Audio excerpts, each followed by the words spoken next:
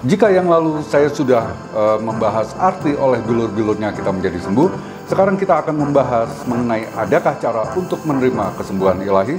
Apa syarat agar kita mendapatkan kesembuhan ilahi tersebut, saudara? Apakah dengan beriman dan percaya? Apakah kita harus klaim-klaim kesembuhan ilahi tersebut, saudara? Atau apakah kita harus terus meminta pada Tuhan sampai Tuhan memberikannya, saudara? Atau ada penentu lainnya, ya? Kita lihat pada kisah penyembuhan di kolam Bethesda di Yohanes 5 ayat 1 sampai 18. Kita baca dari ayat 3 sampai ayat 9 saja, saudara. Ayat yang ketiga, dan di serambi-serambi itu berbaring sejumlah besar orang sakit, orang-orang buta, orang-orang timpang, dan orang-orang lumpuh yang menantikan goncangan air kolam itu.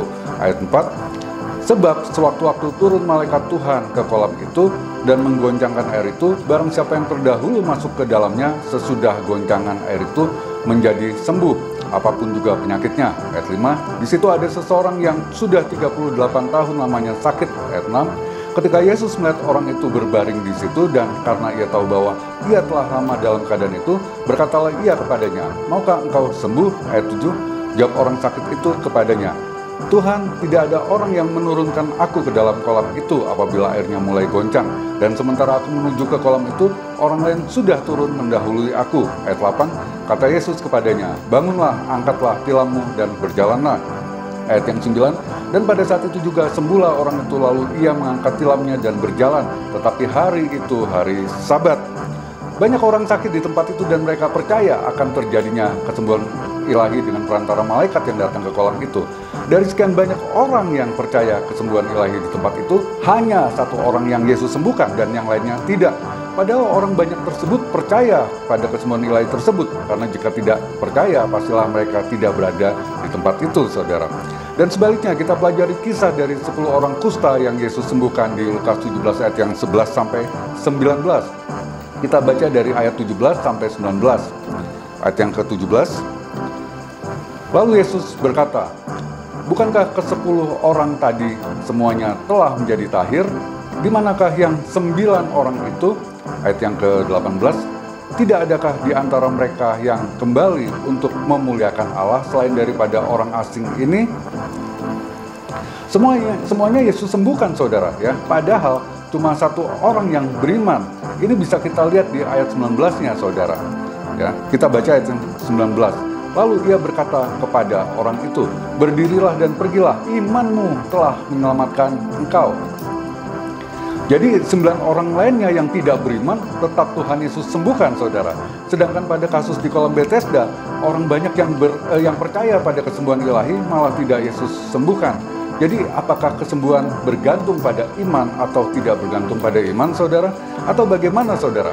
Ya, kita akan dalami lagi melalui kisah hidup Paulus, salah seorang rasul yang tentunya tidak kita ragukan lagi imannya, saudara. Tahukah saudara bahwa Paulus mengalami sakit atau kelemahan fisik? Kita buka di 2 Korintus 4 ayat yang ke-16. Sebab itu kami tidak tawar hati, tetapi meskipun manusia lahiriah kami semakin merosot, namun manusia batinnya kami semakin dibarui dari sehari ke sehari. Jadi Paulus mengalami manusia lahiriah atau kondisi fisik yang semakin merosot, saudara. Paulus mengalami sakit penyakit. Jadi contoh, jika ginjal saya mengalami penurunan fungsi, artinya kondisi manusia lahiriah saya semakin merosot, terutama ginjal saya, saudara. Penurunan fungsi ginjal atau sakit ginjal juga bisa mengakibatkan fungsi jantung yang menurun. Akhirnya bukan hanya fungsi jantung, tapi juga akan mempengaruhi fungsi tubuh yang lainnya, saudara. Ini yang disebut sakit komplikasi. Bisa karena berbagai faktor, tapi yang pasti usia akan membuat fungsi tubuh kita menurun atau yang disebut Paulus sebagai manusia lahiriah yang semakin merosot. Bahasa sehari-hari kita adalah sakit penyakit. Galatia 4 ayat yang ke-13. Kamu tahu bahwa aku pertama kali telah memberitakan Injil kepadamu oleh karena aku sakit pada tubuhku. 2 Korintus 12 ayat yang ke-7. Dan supaya aku jangan meninggikan diri karena penyataan-penyataan yang luar biasa itu, maka aku diberi suatu duri di dalam dagingku, yaitu seorang utusan iblis untuk menggocoh aku, supaya aku jangan meninggikan diri. Saya bacakan ulang 2 Korintus 12 ayat 7 tadi dalam versi Alkitab Indonesia Sehari-hari. 2 Korintus 12 ayat 7. Tetapi supaya saya jangan terlalu sombong karena penglihatan yang luar biasa itu, saya diberikan semacam penyakit pada tubuh saya yang merupakan alat iblis. Penyakit itu diberikan untuk memukul saya supaya saya tidak menjadi sombong. Ada pula pendapat bahwa Paulus sakit mata. Pendapat ini timbul dari Galatia 4 ayat yang ke-15. Betapa bahagianya kamu pada waktu itu, dan sekarang di manakah bahagiamu itu? Karena aku dapat bersaksi tentang kamu bahwa jika mungkin kamu telah menjungkil matamu dan memberikannya kepadaku. Jadi Paulus pun mengalami sakit dan tidak disembuhkan Tuhan. Tapi Paulus memandang semuanya itu hanya sebagai penderitaan ringan yang mendatangkan kemuliaan kekal. Kita baca 2 Korintus 4 ayat yang ke-17. Sebab penderitaan ringan yang sekarang ini mengerjakan bagi kami kemuliaan kekal yang melebihi segala-galanya, jauh lebih besar daripada penderitaan kami. Selain Paulus, Timotius pun mengalami sakit pencernaan, saudara. Kita buka di 1 Timotius 5 ayat yang ke-23. Janganlah lagi minum air saja, melainkan tambahkanlah anggur sedikit, berhubung pencernaanmu terganggu dan tubuhmu sering lemah. Selain itu, rekan sekerja Paulus pun mengalami sakit. Kita buktikan di 2 Timotius 4 ayat yang ke-20. Erastus tinggal di Korintus dan Trofimusku tinggal dalam keadaan sakit di Miletus.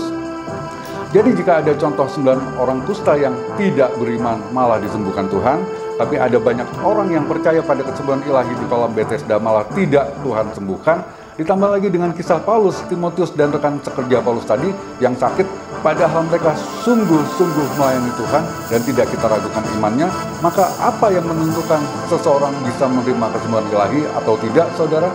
Efesus 1 ayat yang ke-11. Aku katakan di dalam Kristus, karena di dalam Dialah kami mendapat bagian yang dijanjikan. Kami yang dari semula ditentukan untuk menerima bagian itu sesuai dengan maksud Allah, yang di dalam segala sesuatu bekerja menurut keputusan kehendaknya.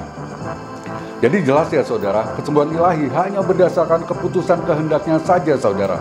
Hanya berdasarkan keputusan kehendaknya saja. Ya, hanya berdasarkan kedaulatannya saja, saudara. Tergantung maunya Tuhan saja. Jadi bukan karena kita, tetapi sekali lagi karena maunya Tuhan saja, saudara. Suka-sukanya Tuhan saja, saudara.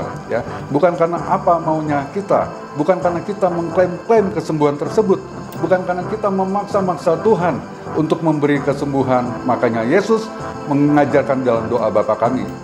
Bapa kami yang di surga, dikuduskanlah namamu, datanglah kerajaanmu, jadilah kehendakmu. Apa yang Tuhan mau itu pasti yang terbaik, saudara. Ya, yang terbaik untuk kita adalah yang Tuhan mau, bukan yang kita mau. Ya, sekali lagi mainkan apa yang Tuhan mau, bukan yang kita mau. Tuhan memberkati.